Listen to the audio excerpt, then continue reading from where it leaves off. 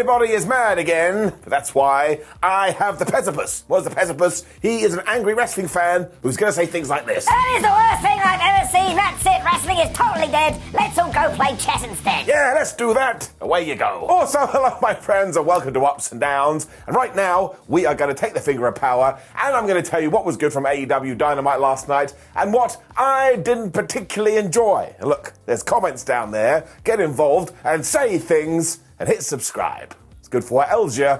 Let's up those downs. And the good news is that Dynamite started with the greatest person in the history of mankind, because out came Samoa Joe, and he had some things to say.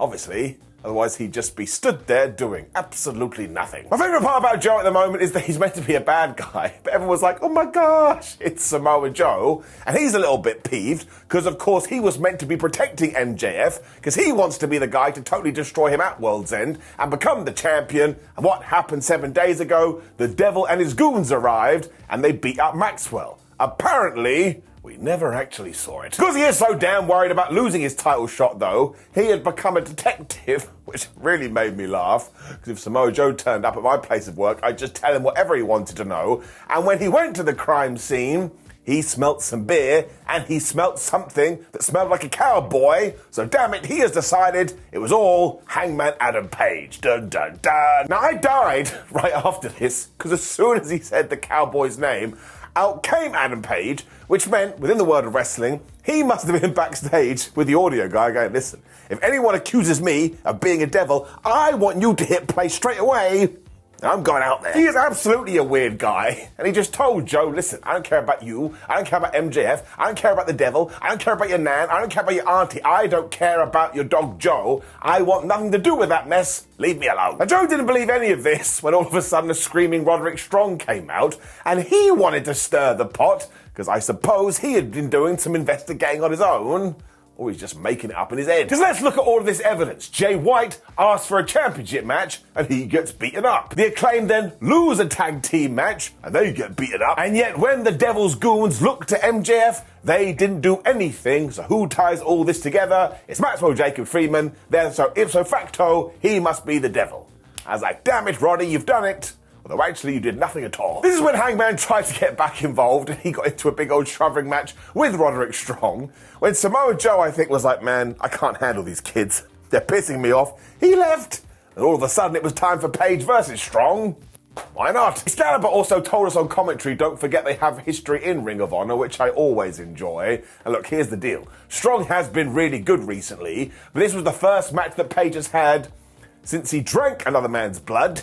No, I'm never going to let that go. So, of course, he had to win to keep his momentum going. And he did. He was super angry too, until Roderick cut him off and gave him this crazy backbreaker onto the top of Tina the Turnbuckle. Now, I rarely say this about specific one-off moves, but you need to go and see this. I mean, if you were a policeman and you witnessed it, you probably would have arrested Roderick Strong for attempted murder. So much so, crowd counter goes up by 1. We've never done that before. We also did that thing where they were wailing on each other so much, so referee Aubrey Edwards pulled them away.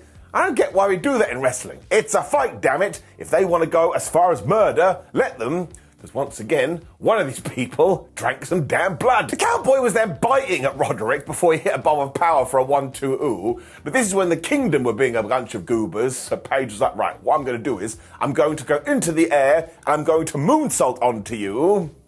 Exactly what he did. It didn't really bother Adam, though, because he basically shrugged this off. He missed the buckshot, to be fair, but then he finished it off with the Deadeye, and he got the 1-2-3. Look, we're not done with Paige on this episode of Dynamite, but in terms of what we did here, yes, I enjoyed it muchly, giving it an up. When the Continental Classics Blue League came to Dynamite, and if you've been watching this show for a while, you will know I love the flubbing C2. I mean, it's just a sports presentation within wrestling, and we're doing it right. And here, we were getting Brody King versus Andrade. I don't think I've ever seen that before. We began by getting into the chops too, so we got this noise for a while, before Andrade hit the ultimate comeback move of 2023, the crossbody. But I was like, you know, Brody is not only massive, but he's kind of insane. So he basically shrugged this off when he put Andrade on Barry Barricade, and he absolutely squished it. And don't forget, if there is a #1 perpetrator for who killed Baz, absolutely would be Brody King. Andrade then started going for the dragon screws because he realised, wait a minute, it doesn't matter how big you are, if you've got no legs, you can't do nothing. When he went back to the ropes and he hit this split-legged moonsault for a 1-2-ooh. That's a bit like, you ain't gonna beat King that way, Mr. Tranquilo, what are you thinking? He then went for the double knees, but Brody just decapitated him with this lariat, and all of a sudden he was getting a 1-2-ooh. And Andrade decided, alright, I'm going to knock you out with a back elbow, and this was the equivalent of just rubbing yourself against a wall. Sure, you did something, but you kind of just looked strange. It was such a war that eventually they were fighting on top of Tina the turnbuckle, and I suppose Tina got a little bit exposed here, which is not PG, because just when Brody was about to ruin Andrade, he did a little bit of a wiggle, he sent Brody's head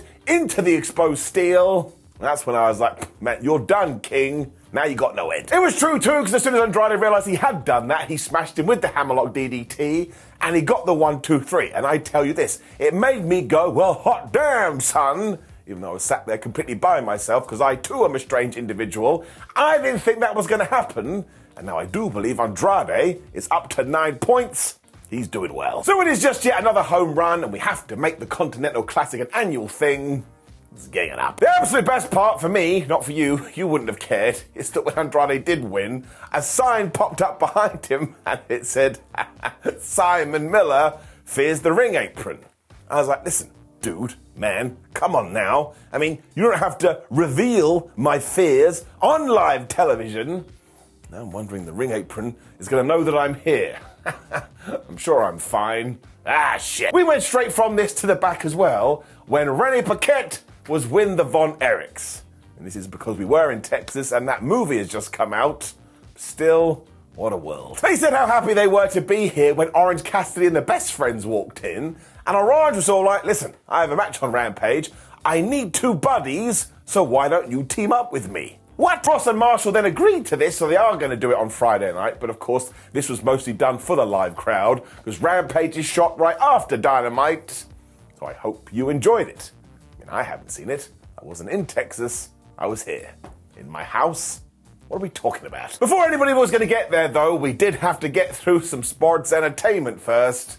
And yes, this is what has set the internet crazy, because here came Chris Jericho and Kenneth Omega. Now, of course, we are doing this because when we get to the World's End pay-per-view, we are going to be doing them, taking on Ricky Starks and Big Bill for the World Tag Team Championship. And it's the first time we've seen them since following Full Gear. The champions found Chris Jericho, and they totally whipped his ass. We had said their name a lot at this stage, so out came Rick and Bill. And they were like, listen, Ken, we have no problem with you, and thank you very much for building AEW, but when it comes to you, Jericho, well, we think you absolutely suck. Starks also thinks that Jericho just sucks the life out of everything, and this is why Omega should be worried, because also, you can't trust this guy. I mean, look at him. And bless Kenny.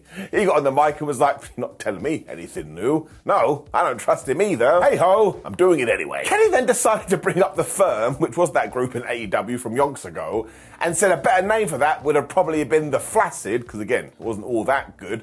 Although given that Big Bill is here, and he was in that, maybe he should just call it Soft. So yes, he dropped that line, and everybody went crazy. They then agreed to the fact they shall fight for these belts at the pay-per-view, when Ricky and Bill was like, we have defeated you lot so many damn times. When Chris Jericho decided to come up with a name for these two, and he said maybe you can be called the Absolute A-Holes, Rick and Dick, or potentially Big Billy Starks. That one was a little bit strange. I was like, isn't Billy Starks taking on Athena for the Ring of Honor Women's Championship?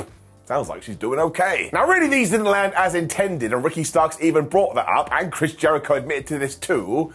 Although Rick then followed up by going, you look like someone who has dressed up as if they bought everything from Hot Topic.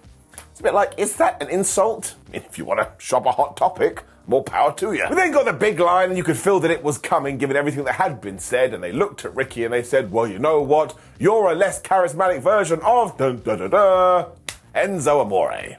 So there you go. Omega also jumped in here and he was all like, listen, at least when it came to Enzo, he didn't steal the spotlight all the time, unlike that Ricky, when they promised that come December 30th, they would be the tag team champions. But Ricky and Big Bill also said that, So somebody is lying. Here is the thing though, if you do go online, like we have mentioned, people have gone absolutely crazy about this and been like, oh my gosh, it was the worst thing I'd ever seen. Now look, I admit it. Was it the best thing that I saw on Dynamite? No. And was it a little bit of a swing and a miss? Yes. But is it like doom and gloom and we should all go to hell? No. I think that may be called hyperbole. I also think the match will absolutely rule because look who's in it. But sure, when it comes to a segment, this one didn't really click. You can't win them all. Sometimes it does go awry. So in that sense, it does get a down. But ultimately, it was pretty harmless. I don't think any of us will ever think about it again. Let's all just calm down. Do you want to know who joined commentary after this too, though? Basically won the evening. It was Timeless Tony Storm. Now, this should definitely become a thing, because at one point Taz said, oh, excuse me, Tony, would you mind doing a line read for us? And Storm just went, it's Sting, as if she was Tony Schiavone. And then she turned to Tony Schiavone, as she called him and said, listen, pal, you're out of a job. He may be. She was also here to watch Ruby Soho versus Riho, because of course Riho has returned to the company, and she wants her revenge and title match. And this was just a really good fight. This Riho, I tell you, she's a pretty good wrestler. I mean, she just flies around the ring like she's some kind of wrestling warrior fairy or something, but of course Ruby wasn't going to stand for that, and she leveled her at one point when we came back from the commercial. Riho just hit this head scissors, she hit this massive tiger kick. Once again, she just moves so damn fast, I was trying to keep up with her. She also hit the ultimate comeback move of 2023, the crossbody for a 1-2-ooh. At this point, I was like, wait a minute. Ruby Soho has come out here by herself. And if you saw Collision, Saraya was worried that Ruby wasn't going to have her back anymore. And Soho promised that she would. But Saraya doesn't have Ruby Soho's back anymore. So what the flub is going on? Around this point too, Storm just decided she wanted her close-up. So the camera did do that. So I was gone once again. I was on the floor. When Ruby hit the no future, she already got a 1-2-0. Ultimately, though, she was never going to win because that wouldn't have made any sense. It would have been 2 + 2 = potato. So when she went for Destination Unknown, Riho came back with every single suplex you can imagine. She hit the double knees and she got the 1, 2, 3. So this was a good match, and of course we shall do this at the pay-per-view. And I tell you, Timeless Tony Storm versus Riho, that should be damn good.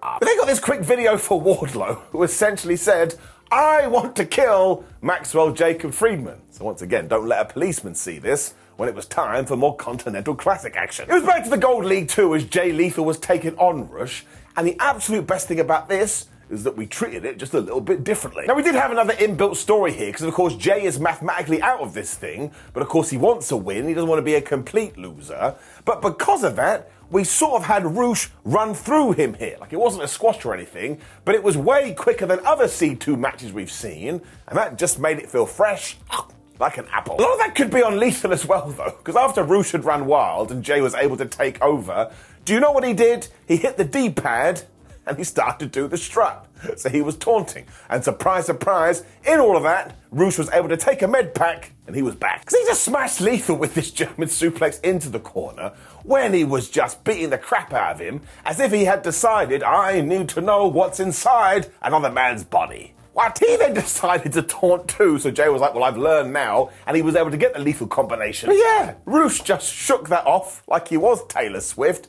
He threw Jay into the turnbuckle, and when he wasn't able to get the bull's horns, he locked in the sleeper, or the choke, I suppose. Jay was like, damn it, well now I can't breathe, I'm going to have to tap out, submission win. There was a really cool aftermath to this as well, because Jeff Jarrett and his crew came out, and they were like, it'll be alright, Jay, don't worry about it. But Lethal was so damn upset, and that's the way you've got to react, because now I'm like, oh my gosh, this really got to him. The tournament must be important. Rush was overjoyed, though, because he is still alive, although he celebrated by getting a drink and, like, spraying it in the fans' faces, which sounds absolutely terrible, but it's going to get an up. We weren't mucking around either. It was right into another C2 match, Mark Briscoe taking on Jay White. They too had a similar tale, because of course Briscoe is screwed when it comes to how many points he's got, whereas White is desperate for a 3. But when it comes to Mark, you just can't help but get behind him because he's so damn lovable. So halfway through, I was like, man, he's going to do it. Then he didn't. Briscoe even got the froggy boat in the early going here, but of course White had way too much HP, so he just rolled to the outside. But that's when Mark went to grab him, and he just chopped his ass. But he didn't chop his ass, he chopped his, like, body area. I mean, I suppose he could have chopped his ass. The point is he didn't. Mark then just ran at him, which White stopped by grabbing him and throwing him into the ring. Honestly, his head went right into the damn thing, and I freaked out. Why do wrestlers not care about their skulls? He also absolutely wrecked him with a DDT, and this is when we got right into the nitty-gritty, because Mark Briscoe is such a good babyface when he is fighting from underneath, so he just kept on doing that. At one point he was even able to try for the J Driller, but obviously White didn't want that. So he hit every single dragon screw you've ever seen. To the point, if you go out shopping today and you want to buy a dragon screw, they're going to be sold out. He also went for the Blade Runner, but Mark Briscoe fought out of that when he went for another froggy bow. But Jay White got the damn knees up, and he hit the fastest Blade Runner you've ever seen, which I massively appreciated because it gave it ×2 impact, and he got the 1, 2, 3. So again, he is still in this. When it comes to Mark Briscoe, well, it's not been the best. That's why it's so good, though, because I just have so much sympathy for the man. Listen, I bet Jay White sneaks into those semi-finals. I'll have all of this up. Then we got a video for the Ring of Honor Final Battle, which is now confirmed to have the Blackpool Combat Club, complete with Metal Gear Solid Bryan Danielson, taking on FTR and Mark Briscoe in a Jay Briscoe tribute match. So I'm sorry, when you watch that, get ready to cry.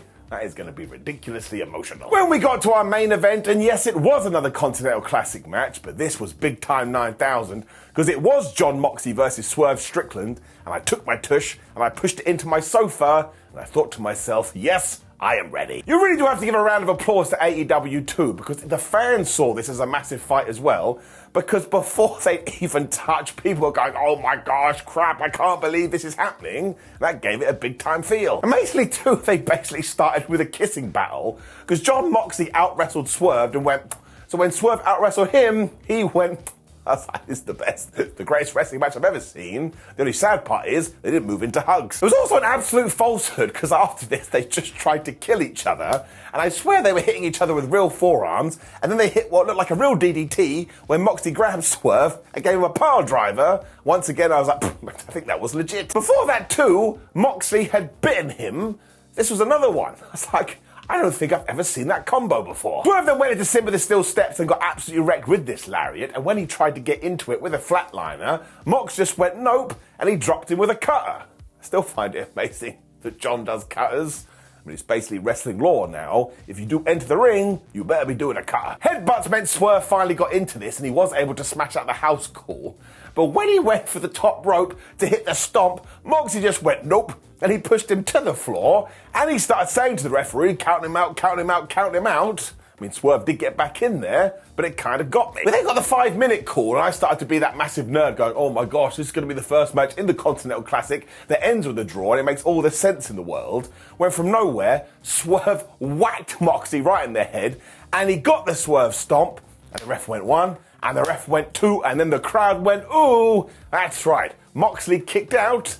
I genuinely couldn't believe it. The whole point, though, was that Strickland knew, haha, I've got you where I want you. But when he went for the JML driver, hence why I'm wearing this t-shirt, Pro Wrestling Tees, Moxley hit the most devastating move in all of sports entertainment, the surprise roll-up. And do you know what he did at the last seconds? He held the tights, and he got the 3. What a butthole. We're also going to need a VAR check on this one because one of Swerve's shoulders was up. And some people are saying, oh my gosh, that was a mistake. I don't think it was, man. Taz jumped on this straight away. I think Strickland is going to use it to go, well, I'm sorry, I didn't get 3 points, but I was also totally screwed. Mox also pushed this because he found the camera and he said right down the lens, whatever it takes. I'm sorry. This was like watching the final of a sports event, and it's not actually the final. That's happening at the pay-per-view. So this is just yet more evidence that when you do less shenanigans, you can do shenanigans, and the shenanigans need more. Seriously, bravo to both of them. This was so good. Let's get it up. It turns out, though, this wasn't how we were going to go off air, because we had one last angle. Ruh-roh. We saw Hangman Adam Page in a parking lot. I was like, bro, you're a wrestler. You can't hang out in parking lots. When all of a sudden, he was being beaten up by the Devil's goons when the Devil got out of a car. Do you know what they did too? They grabbed the cowboy and they threw him through the car windshield. And dare I ask the question, was this real glass? But it also did make me chuckle. I was like, wait a minute, the Devil got out of that vehicle. He must really hate Hangman Adam Page because he just wrecked his own ride. One of these dudes is also gigantic. Has been gigantic for the last few weeks, so it's got to be a Wardlow or something. And when it comes to the Devil, sure, if you want to start going, maybe it's Jack Perry, maybe it is I mean, listen to what I just said. I would still like it to be Mustafa Ali and give him a push like crazy, because I think that man will absolutely cook. But I do like this. I mean, of course it comes down to what the reveal is going to be, so we have to be patient. But if it were me, I would do it at World's End. We shall find out. Which brought us to the end of AEW Dynamite. I just want to say this, because there is so much hoopla on the internet at the moment. If you are in 2 amazing matches, you need to be watching All Elite Wrestling. This had like 4 of them, and overall, it's getting it up. Now please do click the video on the screen, which is ups and downs for NXT. That's right, let's support all of wrestling. It's massively important. Otherwise, interact with the video as best you can. Smash that subscribe button, and have a great day. It was lovely seeing you. Take care of yourself. Love ya. And I'll be back probably in 5 minutes, because YouTube never ends.